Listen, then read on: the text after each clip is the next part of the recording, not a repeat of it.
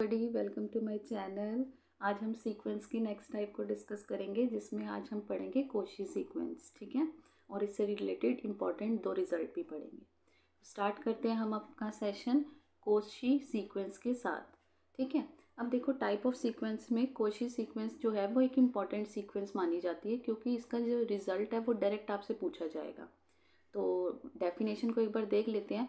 A sequence an is said to be Cauchy sequence if for all epsilon positive there exists m belongs to natural number such that कि mod an minus am less than epsilon whenever n is greater than equal to m।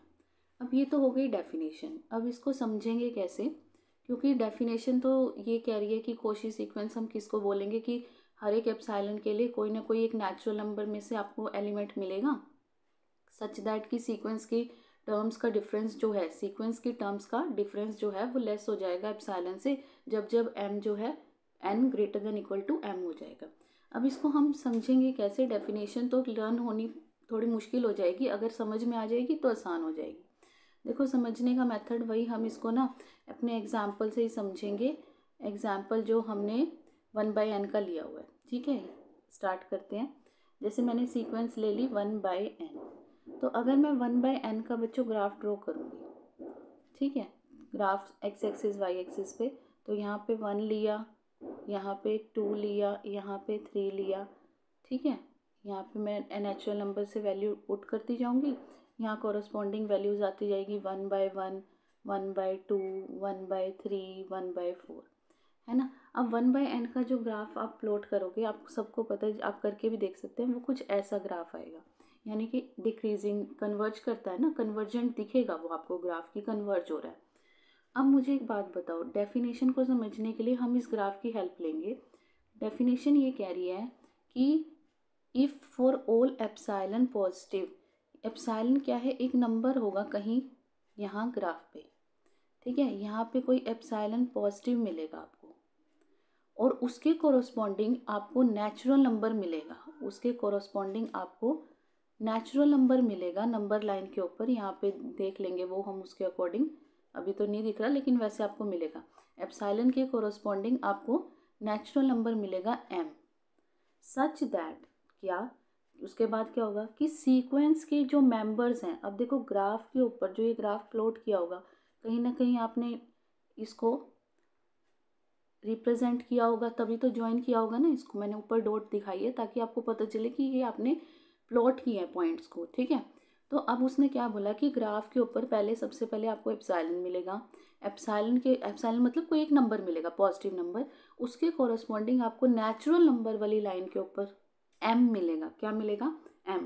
अब क्या आगे definition क्या कह रही है कि such that उसके बाद उसने बोला है कि डिफरेंस बिटवीन द टर्म्स, कौन सी टर्म्स, सीक्वेंस की जो टर्म्स का डिफरेंस होगा, वही ग्राफ के ऊपर वाली जो कोई भी दो टर्म लेंगे, एक an और एक लेंगे am, इनका जो डिफरेंस है ना वो लेस देन एप्सिलॉन होगा। वो आप देख ही सकते हो, देखो यहाँ से ग्राफ डिक्रीजिंग है ना, एप्सिलॉन से नीचे नीचे नीचे जो ग्राफ आ रहा है, कोई भी दो टर्म्स लोगे उनका डिफरेंस लोगे, वो ऑब्वियसली लेस देन एप्सिलॉन ही आएगा, क्योंकि डाउनफॉल है ना, वैल्यूज डिक्रीज होती जा रही हैं। अगर दो वैल्यूज लोगे उनका डिफरेंस भी लोगे, वो तो एप्सिलॉन से और भी छोटा आएगा।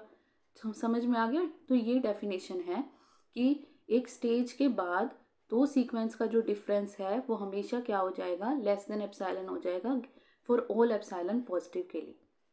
आई होप अब ये डेफिनेशन आपको रिमेंबर करने में ज़्यादा दिक्कत नहीं होगी, क्योंकि अगर समझ में आ जाता है तो डेफिनेशन अपने आप से लर्न हो जाती है, और एज अ रिज़ल्ट आपको इसको याद रखना है, क्योंकि रिज़ल्ट ही पेपर में पूछा जाएगा। नेक्स्ट हमारा जो टॉपिक है वो है कोशी क्राइटेरिया फॉर कन्वर्जेंस। अब Cauchy criteria for convergence, convergent sequence और कोशी सीक्वेंस के बीच में रिलेशन क्या है। हमने कल कन्वर्जेंट सीक्वेंस पढ़ लिया था, जिसकी लिमिट आ जाती है वो कन्वर्जेंट होती है। लिमिट डाल के देख लेते हैं, n टेंड टू इन्फिनिटी, अगर कोई फाइनाइट यूनिक वैल्यू आ जाती है तो हम बोलते थे कन्वर्जेंट। नेक्स्ट आज जो हम पढ़ रहे हैं अब है कोशीज क्राइटेरिया फॉर कन्वर्जेंस, की कोशी कन्वर्जेंस पे कैसे इम्प्लाई करेगा। तो a sequence an of real number is convergent if and only if it is a Cauchy sequence। तो क्या रिजल्ट है हमारे पास कि अगर कोई सीक्वेंस रियल नंबर की कन्वर्जेंट है तो वो कोशी होगी, क्योंकि अगर इफ़ एंड ओनली इफ का मतलब क्या होता है, दोनों तरफ से होल्ड। अगर रियल नंबर की सीक्वेंस कन्वर्ज कर रही है तो वो कोशी सीक्वेंस होगी। कोशी सीक्वेंस क्या होती है, अभी हम डिस्कस करके आए थे। 1/n कन्वर्जेंट भी थी, हमने कल पढ़ा था। 1/n कन्वर्जेंट भी है, 1/n कोशी भी है, तो वाइस वर्सा। अगर कन्वर्जेंट है तो कोशी होगी, और कोशी है तो कन्वर्जेंट भी रियल नंबर्स की सीक्वेंस को हम बोल सकते हैं। आई होप ये क्लियर हो गया होगा कंसेप्ट। नेक्स्ट हमारा पास जो टॉपिक है वो है कोशीज जनरल प्रिंसिपल ऑफ कन्वर्जेंस। ये वही सेम डेफिनेशन है, बस जनरल वर्ड यूज़ कर दिया। तो जनरल जो सभी के लिए, उसमें तो हमने दो टर्म्स लेके दिखा दिया था ना, स्पेसिफिक। लेकिन जनरल का मतलब क्या था कि जनरल जो सबके लिए। A necessary and sufficient condition for a sequence to be convergent is that, कि सभी एप्सिलॉन के लिए कोई ना कोई एम मिल जाएगा नेचुरल नंबर से। इस सीक्वेंस की डिफरेंस लेंगे मेंबर्स का तो वो लेस देन एप्सिलॉन आएगा। For all n greater than equals to m, for all p positive greater than equal to 0। General और कोशी, जिसको स्पेसिफिक समझ में आ गया उसके लिए जनरल मुश्किल नहीं है, ठीक है ना। नेक्स्ट हमारे पास जो है वो है इसमें सम इम्पॉर्टेंट थ्योरम्स। आज हम ये दो ही डिस्कस करेंगे, बाकी कल करेंगे। और कल लास्ट होगा ये आपका सीक्वेंस का, फिर नेक्स्ट चैप्टर रियल एनालिसिस कर लेंगे। अब ये देखो, कोशीज फर्स्ट थ्योरम ऑन लिमिट्स। अभी अभी हमने कोशी सीक्वेंस समझ ली ना, तो अब हम पढ़ रहे हैं कि कोशीज की फर्स्ट थ्योरम लिमिट्स के बारे में क्या है।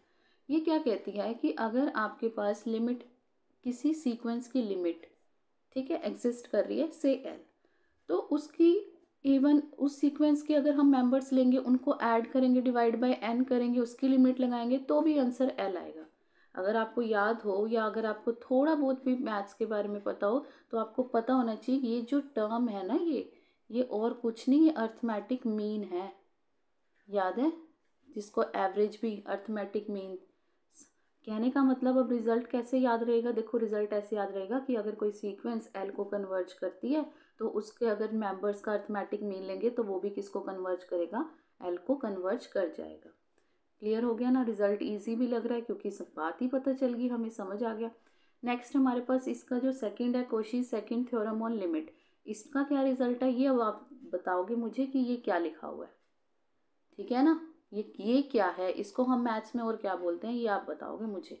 Limit n tends to infinity, अगर सीक्वेंस की लिमिट एल को जारी, जैसे इसको अर्थमेटिक मीन बोलते हैं ना, इसको भी मीन बोलते हैं। कौन सा मीन बोलते हैं वो आप मेरे को कमेंट बॉक्स में लिख के बताओगे। लिमिट ए एन, अगर सीक्वेंस की लिमिट जो है वो एल को टेंड करती है तो आपने बताना है कि ये कौन सा मीन है जो वो भी एल को टेंड करेगा। क्लियर हो गया। नेक्स्ट हमारे पास एक छोटी सी क्रोलरी भी है, इसका क्वेश्चन मार्क है, ये आप बताओगे कि ये कौन सा मीन है।